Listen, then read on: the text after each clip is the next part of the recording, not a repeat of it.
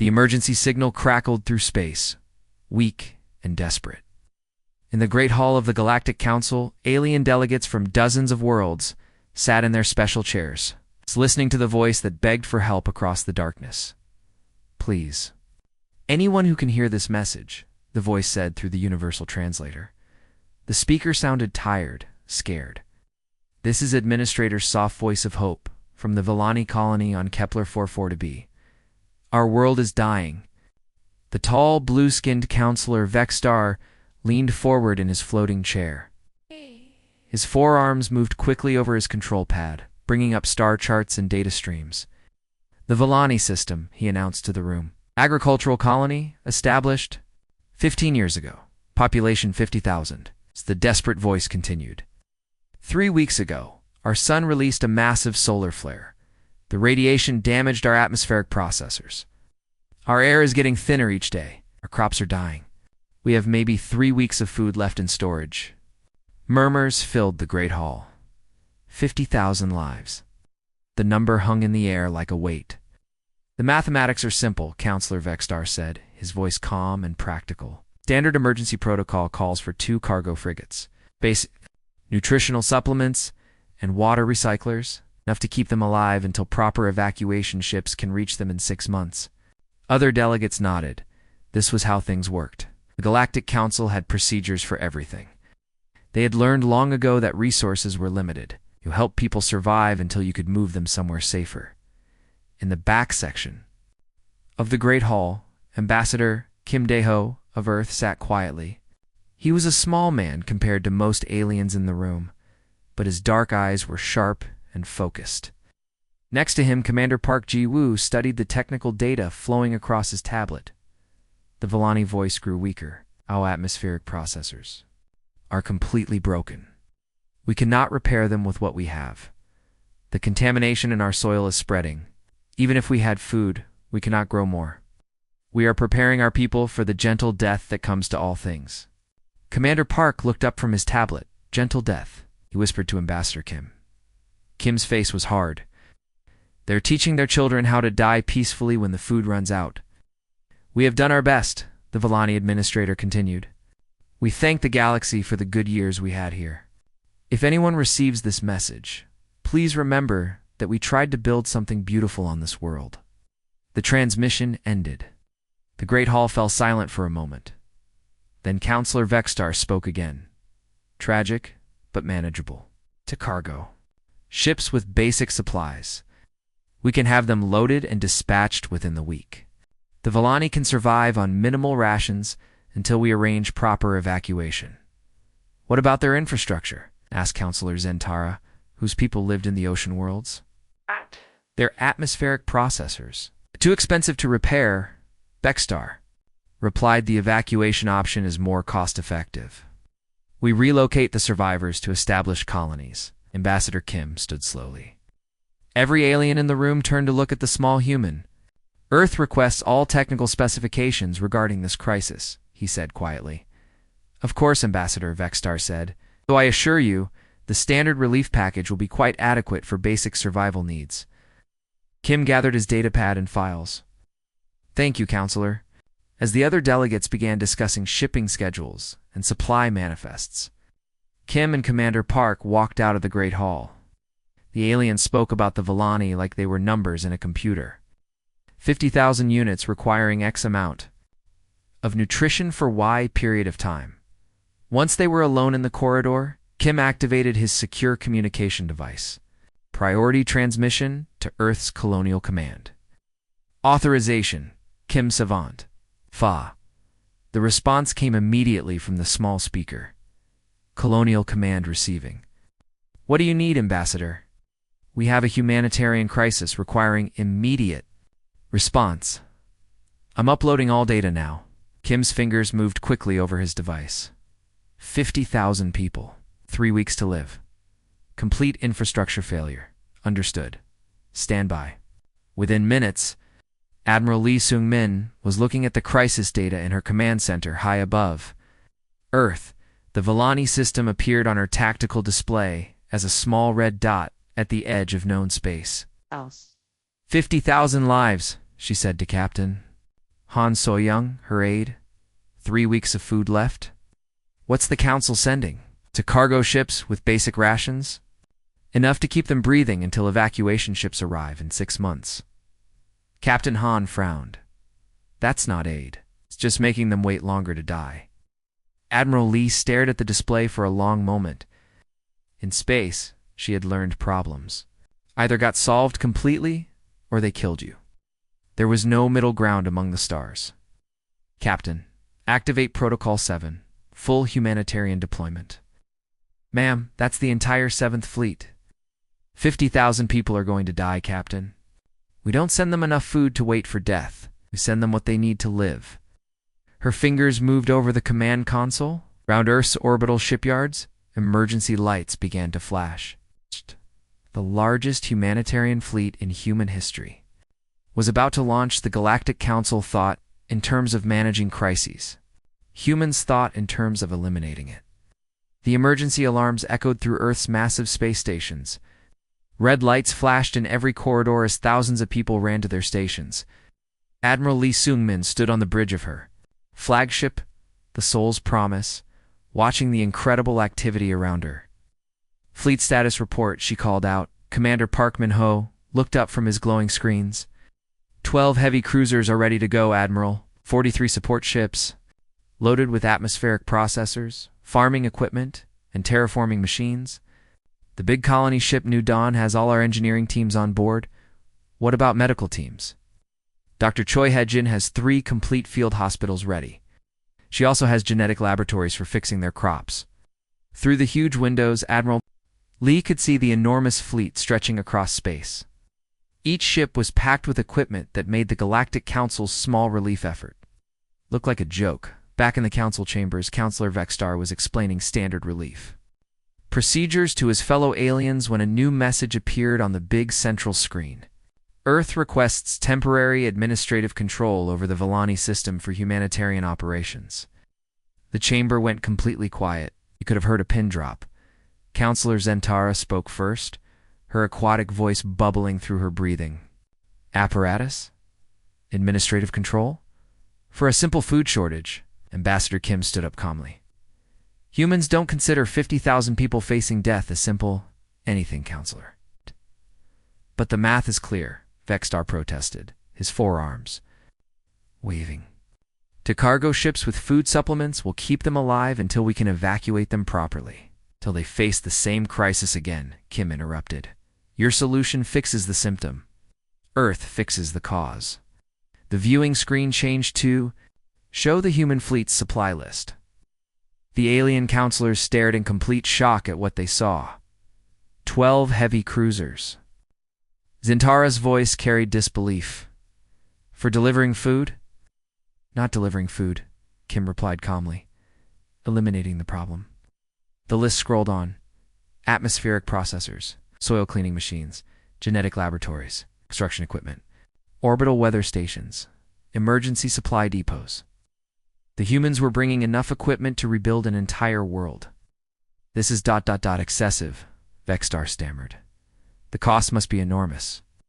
Kim looked directly at him. Counselor, what's the cost of 50,000 lives? 18 hours later, Admiral Lee's massive fleet jumped into hyperspace. The journey to the Villani system would take 4 days at maximum speed. The ship's engines burned hot and bright, pushing harder than normal because every hour mattered when people were dying. Dr. Choi Hae-jin worked in her laboratory aboard the New Dawn, studying the data about the Villani crisis. The soil contamination is bad, she reported to Admiral Lee through the communication system, but we can fix it. How long, Doctor? Complete atmospheric restoration, soil cleaning, and installation of backup life support systems. I can also improve their crop genetics for better yields and stronger resistance to radiation. Captain Han So-young, who was listening to the conversation, shook her head in amazement. We're not just feeding them, we're rebuilding their entire world. Admiral Lee's response came immediately. Captain, when Earth commits to helping people, we don't do half the job. The Villani asked for help surviving 3 weeks. We're giving them the tools to survive for centuries. Meanwhile, the Galactic Council's two small cargo ships continued their slow journey toward the Villani system. They would arrive in several more weeks, carrying basic food packets and water purifiers. Standard procedure. Adequate response. In the council chambers, other alien species had begun asking questions.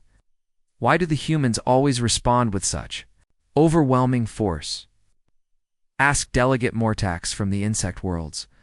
Their homeworld is classified as a death world, Vexstar explained. Perhaps it has made them excessive in their responses. Ambassador Kim overheard this conversation. Counselor, may I explain something about death worlds? Please do, Ambassador. Kim walked to the center of the chamber. You think being from a death world makes us violent or aggressive? That's not correct. Being from a death world teaches you that problems must be solved completely, or they will kill you. There are no second chances in space. He activated a holographic display showing Earth's history. Our planet taught us that good enough solutions get people killed. When we see a problem, we don't ask what's the minimum we can do. We ask what will make sure this never happens again. The aliens looked at images of human engineering projects. Massive dams that controlled entire rivers. Cities built to withstand earthquakes. Space stations with backup systems for their backup systems. The Villani colony failed because it had single points of failure, Kim continued. One atmospheric processor, no backup food production, no early warning systems for solar flares. When it broke, everything broke. So you're rebuilding their entire infrastructure? Zintara asked. We're building it the way it should have been built from the beginning, with redundancy, with safety margins, with the understanding that space doesn't forgive mistakes. Chamber was quiet as the aliens absorbed this information. How long will your fleet stay in the Villani system? Vexstar asked. Kim smiled. Until the job is done completely. Till we're certain they'll never face this crisis again. 4 days later, the human fleet dropped out of hyperspace at the edge of the Villani system. 12 heavy cruisers and 43 support ships. Carrying the firepower of a military invasion and the tools to rebuild a world, the Villani were about to learn what it meant when Deathworlders decided to help. The Villani colony ship, Gentle Tide, was the first to detect the approaching fleet. Colony Administrator's soft voice of hope stared at his sensor screen with growing fear. The numbers made no sense. 12 large warships entering our system, his sensor operator reported, his voice shaking. Energy signatures are massive, unknown design. Soft voice of hope felt his heart's beating faster. Warships? Are we being attacked? The Villani had never seen military vessels before. Their peaceful species had no concept of war. But these ships looked dangerous, bristling with unknown technology and moving in perfect formation. Then the communication system crackled to life. A voice spoke in 17 different languages, one after another. Villani Colony. This is Admiral Lee Sung-min of the Earth Humanitarian Fleet. We received your distress call. We are here to help you. Please prepare for immediate relief operations. The Villani looked at each other in confusion. Humanitarian fleet was not a concept that translated well into their gentle language. How could warships be humanitarian? Admiral? Lee's flagship appeared first, dropping out of hyperspace like a metal mountain. Then came 11 more heavy cruisers, each one larger than anything the Villani had ever seen. Behind them, dozens of support vessels emerged from hyperspace, their cargo bays already, opening to reveal construction equipment and prefabricated buildings. On the bridge of the Soul's Promise, Commander Park Min-ho coordinated the massive operation. Engineering teams Alpha through Delta begin checking their atmospheric processors immediately. Medical teams set up emergency hospitals near their main living areas. Agricultural specialists, I need complete analysis of their soil and water within 6 hours. Dr. Choi Hyejin's voice came through the communication system. Admiral, the contamination is worse than we thought, but we can fix it. I'm detecting 12 different toxins in their soil and 3 major problems with their atmosphere. Long to fix everything. Complete atmospheric restoration in 3 days. Soil cleaning will take 2 weeks, but I can have emergency food production running in 2 days using hydroponic systems. The human teams moved with frightening efficiency. Within hours, engineering crews in environmental suits were swarming. Over the Villani's broken atmospheric processors, the aliens had never seen anyone work with such intensity and speed. Captain Han So-young watched the operation from her command center. Admiral, they're terrified of us. Through the viewing screens, they could see groups of Villani huddled together, watching the human teams work. The aliens whispered to each other in their musical language, clearly frightened by the overwhelming response to their simple request for food. They've never seen crisis response like this, Admiral Lee observed. Their council would have sent them enough food to survive until evacuation. We're giving them the infrastructure to thrive forever. A Villani delegation approached the human landing zone cautiously. Soft voice of hope led them, his natural grace somewhat shaky from fear and amazement. Commander Park Min-ho met them at the entrance to the temporary command center that had been built in just 4 hours. Administrator, welcome. We're here too. Help. Honored human, soft voice of hope said carefully. Your aid is... overwhelming. We asked only for food to survive a few more weeks. Park looked up from his engineering reports. Charts and diagrams covered every surface, showing the complete reconstruction of the Villani colony's infrastructure. Food was just the immediate problem. The real problem was system failure and no backup plans. We're fixing the actual cause of your crisis. But surely this is more than necessary, Administrator? Park's voice was kind but firm. Humans learned long ago that necessary and sufficient are different things. Sufficient gets you through today. Necessary ensures you never face this danger again. Soft voice of hope looked around at the bustling activity. Human teams worked around the clock, their powerful lights turning night into day. Construction machines assembled new buildings with incredible speed. Medical personnel had established a complete field hospital that was better equipped than the Villani's original medical center. Your people work without rest, he observed. When lives are at stake, humans don't rest until the job is completely finished, Park explained. On our world, half-finished solutions kill people. We learn to do things right the first time. Dr. Choi Hygiene approached them, carrying a tablet showing genetic sequences. Administrator, I'd like to show you something interesting about your crops. She displayed holographic images of plant DNA. Your original food plants were adequate for normal conditions. But I've found genetic markers that suggest we can improve them by 30%. Better yields, stronger resistance to radiation and atmospheric changes. You want to change our food? Improve it. The enhanced varieties will prevent food shortages even if you face similar atmospheric problems in the future. She gestured toward rows of experimental plants growing under artificial lights. We're not just fixing what broke, we're making sure it can't break the same way again. More human ships arrived throughout the day. Orbital construction platforms, weather monitoring satellites, emergency supply depots. The humans were building a complete infrastructure network around the Villani colony. This technology must cost more than our entire world, soft voice of hope said to Commander Park. Park stopped his work and looked directly at the Villani administrator. Technology is worthless if people die because they don't have access to it. The value isn't in the equipment. The value is in the lives it saves.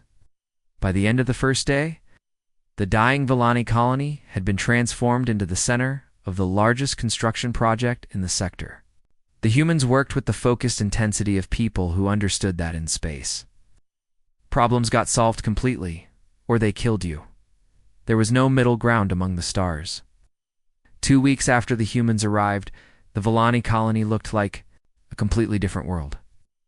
Where once broken atmospheric processors had struggled to keep people alive, now hummed a network of connected systems with 3 backups for everything. Dr. Choi, Eugene walked through the new agricultural complex, with Administrator's soft voice of hope. The building was 10 times larger than their original farm, with rows of plants growing under perfect artificial suns. Administrator, I want to show you something amazing, Dr. Choi said, pointing to her portable laboratory screen, the Villani. Leader looked nervously at the human equipment. These people worked with an intensity that both fascinated and scared his gentle species. Your original crops were good enough for basic survival. Dr. Choi explained, showing him colorful DNA patterns. But we found genetic markers that tell us these plants could produce 40% more food with much stronger resistance to radiation and atmospheric problems. You want to change our plants? Make them better. The improved versions will prevent food shortages even if you face problems like this again. She pointed to rows of experimental plants that looked healthier and stronger than anything the Villani had ever grown. We're not just fixing what broke, we're making sure it can't break the same way again. Commander Park Min-ho joined them, carrying a tablet full of technical drawings. Administrator, we've finished installing the orbital monitoring stations. Your colony will now have 6 days advance warning before any solar flare can reach your world. Soft Voice of Hope stared at the data showing a network of satellites surrounding their planet. This technology, it must be worth more than everything we own. Technology means nothing if people die because they can't access it, Park replied. Simply, from the Bridge of the Soul's Promise, Captain Han So-young supervised the construction of emergency supply centers across the system. Each storage facility contained enough resources to keep the colony alive for 6 months, and the human engineers had built 15 of them on different planets and moons. Admiral, she reported to Lee Seung-min, the Galactic Council's relief. Ships have finally arrived in our system. On the main screen, 2 small cargo vessels approached what had once been a dying colony. Admiral Lee watched with amusement as the Council ships. Computers tried to understand what they were seeing. The Council ship's commander, Centauri officer named Klexvar, opened communications with obvious confusion.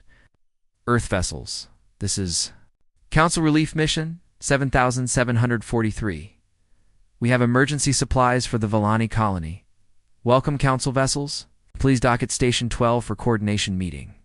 Station 12. Our star charts show no stations in this system. Admiral Lee smiled. Commander, I suggest you update your charts. When the Council officers finally docked, they found themselves inside a fully operational space station that hadn't existed a month ago. Through the windows, they could see the Villani planet glowing with new cities and expanded agricultural areas that stretched across entire continents.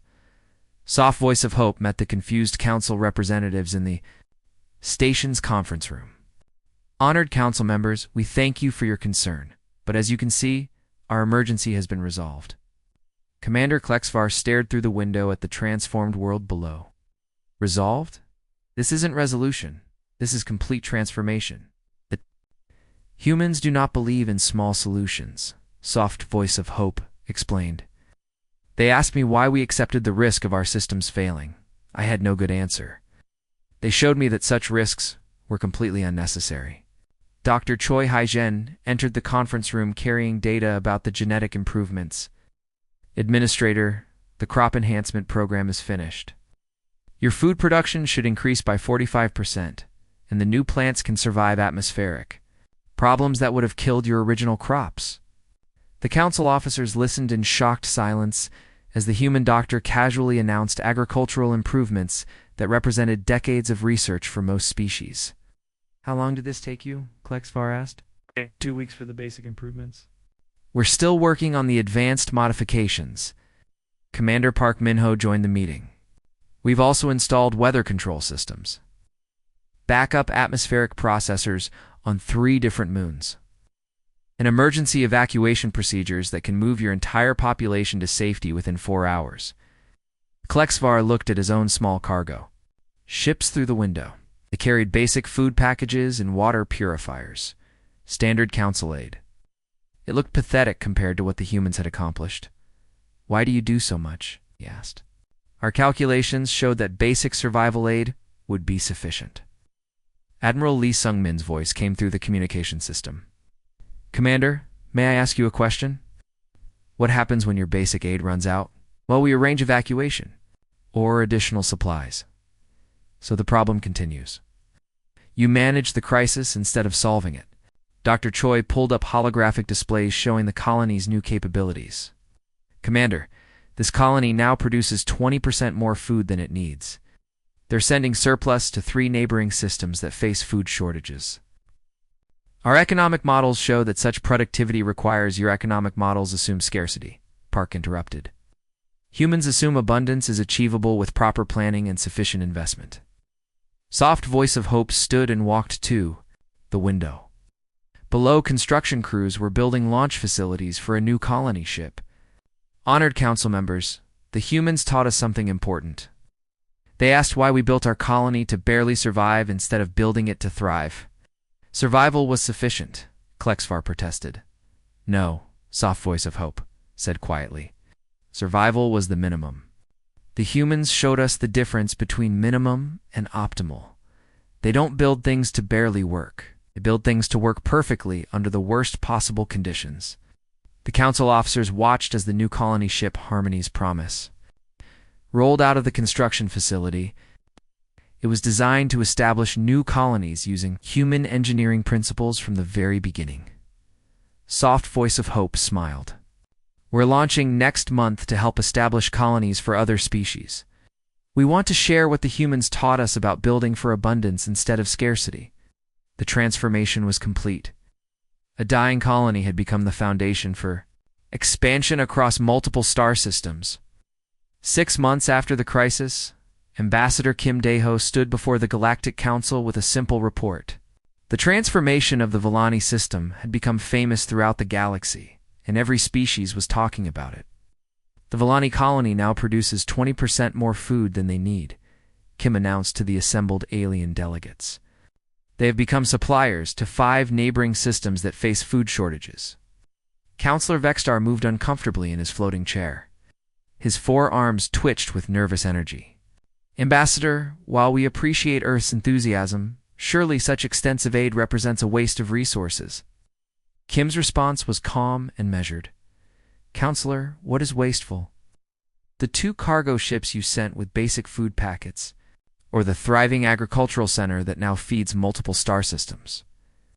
The large viewing screen showed current footage from the Villani system. Orbital platforms sparkled in the sunlight, while the planet's surface displayed expanded cities in vast farming complexes. The colony ship Harmony's Promise, built with human engineering, was preparing to launch toward a new system. The Villani are now using human-designed ships to establish colonies for other species, Kim continued. Crisis that almost destroyed them has become the foundation for expansion across 6 sectors. Dr. Choi Hejin's voice joined the session through the communication system. Council members, the agricultural techniques we developed for the Villani crisis have been requested by 62 other colonies. The genetic improvements alone will prevent food shortages across 18 systems. Captain Han Soyoung, now promoted to Admiral, added her perspective from Earth's Orbital Command Center.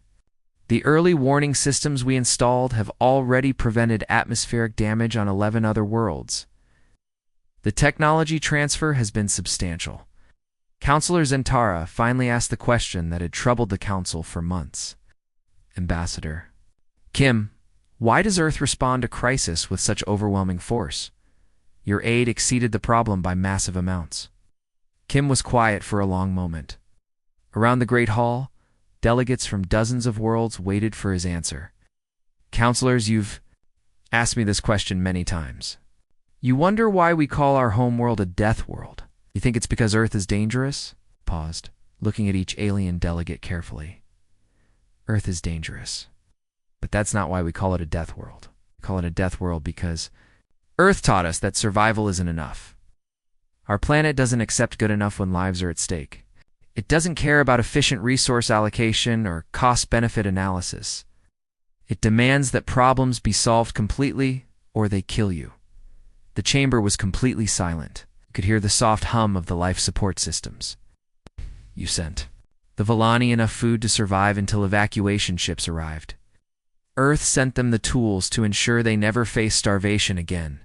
You solved the immediate crisis. We eliminated the conditions that created the crisis.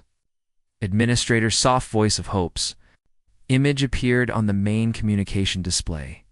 His appearance had changed over the months. He looked stronger, more confident. Honored Council, may I speak? Of course, Administrator. The humans asked me a question I had never considered. Why did we accept the risk of system failure? Did we build our colony with no backup plans? His voice carried new strength. They showed us that survival is not the goal. The goal is to thrive so completely that survival is never in question. He gestured behind him, where busy Villani workers could be seen coordinating supply shipments to other colonies.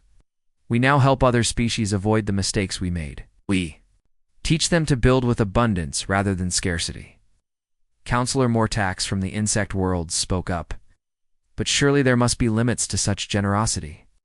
Your species cannot solve every problem in the galaxy. Kim smiled. Counselor, we're not solving every problem. We're teaching others to solve their own problems completely. There's a difference. Admiral Lee Sungmin's voice joined the conversation. From the Soul's Promise, the Villani colony has become a training center.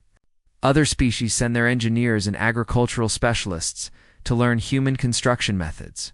They're spreading the knowledge themselves. The viewing screen changed to show footage from a dozen different worlds.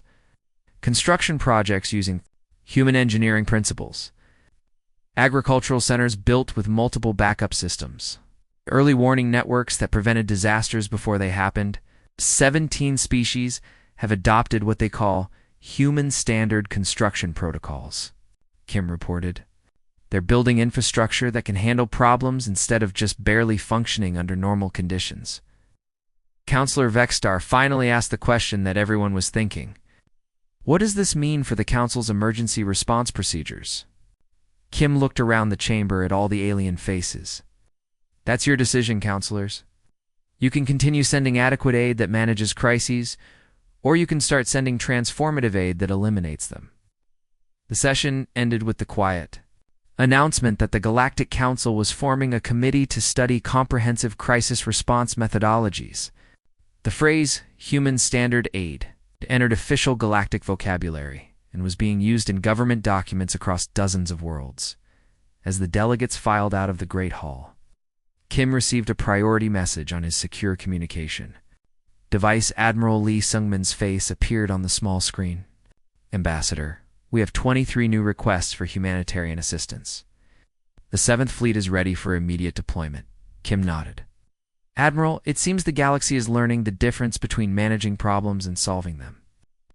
Final image transmitted to Earth showed the Harmony's Promise launching from the Villani system, carrying both Villani colonists and human advisors to establish a new colony.